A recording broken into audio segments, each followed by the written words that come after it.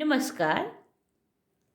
खेलों का हमारे जीवन में बहुत महत्व है।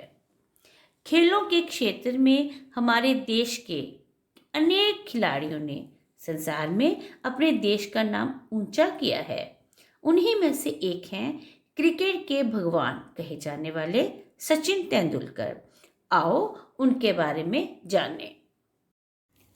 देश के सर्वोच्च नागरिक सम्मान भारत रत्न से सम्मानित भारत के एकमात्र खिलाड़ी सचिन तेंदुलकर ने यद्यपि क्रिकेट को सदा के लिए अलविदा कह दिया है, किंतु आज भी सचिन तेंदुलकर का नाम आते ही बच्चे, बूढ़े, जवान सभी के चेहरे खिल उठते हैं। क्रिकेट की चर्चा हो और सचिन का नाम ना आए, ऐसा संभव ही नहीं है। सचिन और क्रिकेट को प्राय मान लिया गया है। भारतीय क्रिकेट के महानायक मास्टर ब्लास्टर सचिन तेंदुलकर दुनिया के सर्वश्रेष्ठ बल्लेबाज माने जाते हैं। उनकी शानदार तकनीक और चमत्कारिक बल्लेबाजी को देखकर लोग आश्चर्यचकित रह जाते हैं। भारत क्या, दुनिया भर के क्रिकेट प्रेमी उनकी बल्लेबाजी का नज़ारा देखने को उत्सुक रहते हैं। लिटिल मास्टर सचिन का जन्म 24 अप्रैल 1973 को मुंबई में हुआ। उनके पिता प्रोफेसर रमेश तेंदुलकर मुंबई के कीर्ति कॉलेज में मराठी पढ़ाते थे और मां रजनी कोठारी भारतीय जीवन बीमा निगम में कार्य करती थी। सचिन अपने भाई बहनों में सबसे छोटे हैं। उनके दादा ने मशहूर संगीतकार सचिन देव बर्मन के नाम पर ही पोते का नाम सचिन रखा। शायद इसीलिए क्रिकेट और परिवार के अलावा सचिन को संगीत सबसे अधिक पसंद है। सचिन ने सबसे पहले जिस गेंदबाज का सामना किया वह थी उनकी आया लक्ष्मीबाई। 2.5 साल के नन्हे सचिन के लिए वह छत पर प्लास्टिक की गेंद से गेंदबाजी करती और सचिन कपड़े धोने वाले डंडे से गेंदों की ठुकाई करते थे। सचिन के भाई अजीत, जो उनसे उम्र में 11 वर्ष बड़े हैं, स्कूल और कॉलेज की टीम में क्रिकेट खेला करते थे। उनका कहना है कि सचिन बचपन में बड़ा शरारती और चपल था। कभी एक जगह टिकता नहीं था, चक्कर लगाता रहता था। उसे शुरू से आउटडोर गेम्स पसंद थे। उसमें लड़ने जूझने की प्रवृत्ति के साथ दोस्तों के लिए सच्ची लगन और लगाव भी था। सचिन का पहला हीरो खिलाड़ी क्रिकेटर नहीं बल्कि टेनिस का सितारा जॉन मैकनरो था।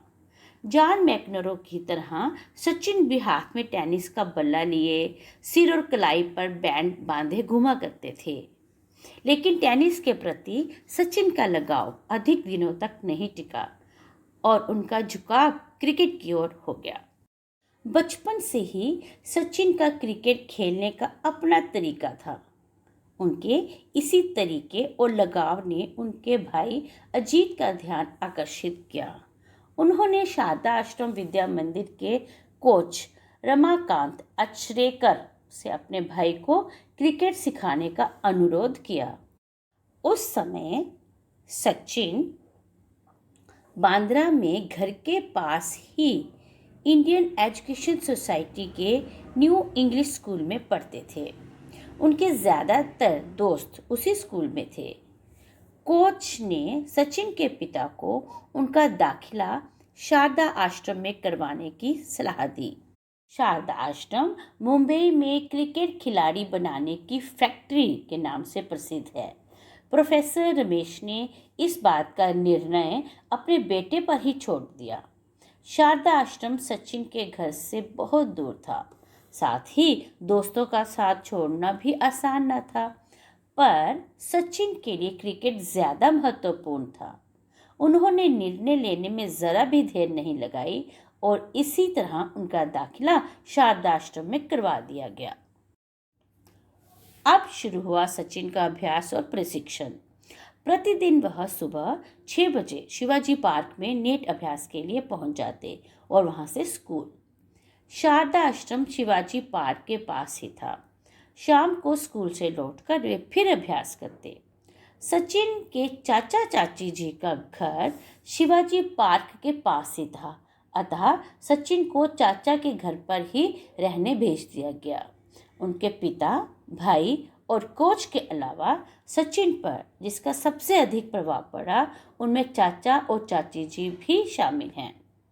बल्लेबाजी सत्र के दौरान कोच अचरेकर अपने प्रिय शिष्य को बल्लेबाजी के नए नए गुर सिखाते।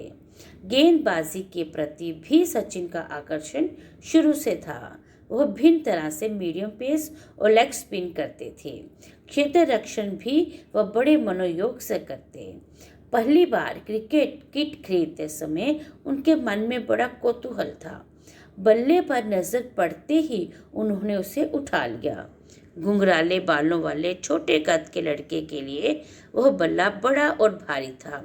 भाई और कोच के रोकने पर भी सचिन ने वही बल्ला लिया और उसे खेलना शुरू कर दिया। आज भी सचिन विश्व में सबसे भारी बल्ले से खेलने वालों में से एक माने जाते हैं। 12 वर्ष की उम्र में सचिन ने पहली बार एफ डिवीजन के युवा पारसी क्लब की ओर से कांगा लीग में भाग लिया। सचिन की क्रिकेटर के रूप में यह कैरियर की शुरुआत थी। उन्होंने अपने जीवन का पहला शतक सन 1985-86 में अंडर 17 के लड़कों के साथ खेलते हुए हैरिस शील्ड टूर्नामेंट में बनाया। क्रिकेट जगत के बड़े बड़े लोगों का ध्यान इस विस्मयकारी बालक पर केंद्रित हो गया। सन 1988 में हैरिस शील्ड खेलों में भी सचिन ने अपने मित्र और साथी विनोद कांबली की साझेदारी में 664 रनों का पहाड़ जैसा विशाल स्कोर खड़ा करके विपक्षी गेंदबाजों के छक्के छुड़ा दिए। सन 1988-89 में गुजरात के खिलाफ खेलते हुए वे किसी प्रथम श्रेणी मैच में खेलने वाले सबसे कम आयु के क्रिकेटर बने। सचिन के अंतर्राष्ट्रीय कैरियर की शुरुआत सन 1989 में पाकिस्तान के साथ पहले क्रिकेट टेस्ट मैच के साथ हुआ। इस मैच में यद्यपि उन्होंने केवल 5 रन बनाए, पर आने वाला समय सचिन का था। 17 वर्ष की कम उम्र में अंतर्राष्ट्रीय क्रिकेट में शतक लगाने वाले वो सबसे कम आयु के दूसरे खिलाड़ी बने। इसके बाद उन्होंने कभी पीछे मुड़कर नहीं देखा। पिछले सभी रिकॉर्ड टूटते गए और नए नए रिकॉर्ड बनते गए। उन्होंने 72 मैचों में मैन ऑफ द मैच और 19 बार मैन ऑफ द सीरीज का अवार्ड प्राप्त किया। एक दिवसीय अंतर्राष्ट्रीय मैचों में दोहरा दशक बनाने वाले पहले और 100 अंतर्राष्ट्रीय शतक बनाने वाले एकमात्र खिलाड़ी हैं। टीम इंडिया के लिए खेलते हुए वर्ल्ड कप 2011 जीतना सचिन के जीवन का सबसे यादगार दिन बन गया।